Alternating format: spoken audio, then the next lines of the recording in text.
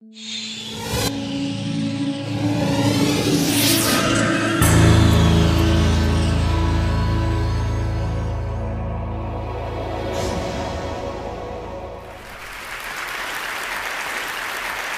call it the golden circle.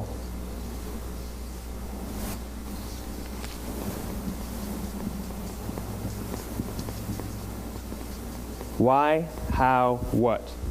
This little idea explains why some organizations and some leaders are able to inspire where others aren't. Let me define the terms really quickly. Every single person, every single organization on the planet knows what they do, 100%.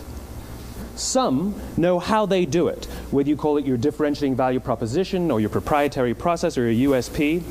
But very, very few people or organizations know why they do what they do. And by why, I don't mean to make a profit. That's a result. It's always a result. By why, I mean what's your purpose? What's your cause? What's your belief?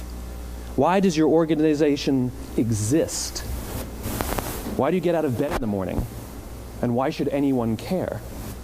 Well, as a result, the way we think, the way we act, the way we communicate is from the outside in. It's obvious. We go from the clearest thing to the fuzziest thing. But the inspired leaders and the inspired organizations, regardless of their size, regardless of their industry, all think, act, and communicate from the inside out. Let me give you an example. I use Apple because they're easy to understand and everybody gets it. If Apple were like everyone else, a marketing message from them might sound like this. We make great computers. They're beautifully designed, simple to use, and user-friendly. Want to buy one? Meh. And that's how most of us communicate. That's how most marketing is done, that's how most sales is done, and that's how most of us communicate interpersonally. We say what we do, we say how we're different or how we're better, and we expect some sort of behavior, a purchase, a vote, something like that. Here's our new law firm. We have the best lawyers with the biggest clients. We have, we always perform for our clients, do business with us. Here's our new car. It gets great gas mileage. It has, leather seats. Buy our car. But it's uninspiring. Here's how Apple actually communicates. Everything we do, we believe in challenging the status quo. We believe in thinking differently. The way we challenge the status quo is by making our products beautifully designed, simple to use, and user-friendly. We just happen to make great computers. Want to buy one? Totally different, right?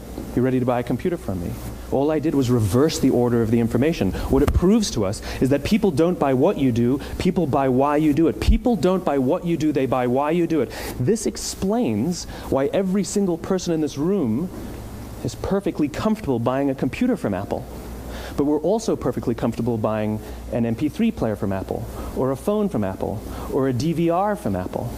But as I said before, Apple's just a computer company. There's nothing that distinguishes them structurally from any of their competitors. Their competitors are all equally qualified to make all of these products. In fact, they tried.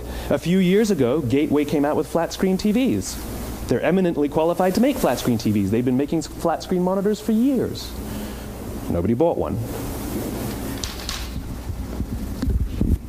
And Dell came out with MP3 players and PDAs. And they make great quality products, and they can make perfectly well-designed products, and nobody bought one. In fact, talking about it now, we can't even imagine buying an MP3 player from Dell. Why would you buy an MP3 player from a computer company? But we do it every day.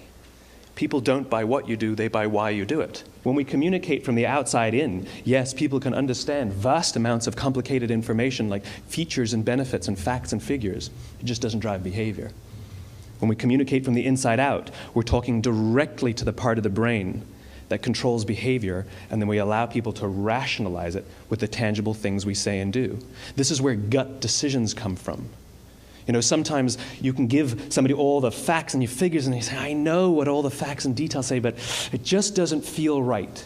Why would we use that verb? It doesn't feel right. Because the part of the brain that controls decision-making doesn't control language. And the best we can muster up is, I don't know, it just doesn't feel right. Or sometimes you say you're leading with your heart or you're leading with your soul. Well, I hate to break it to you, those aren't other body parts controlling your behavior. It's all happening here in your limbic brain, the part of the brain that controls decision-making and not language. But if you don't know why you do what you do, and people respond to why you do what you do, then how will anybody How will you ever get people to vote for you or buy something from you, or more importantly, be loyal?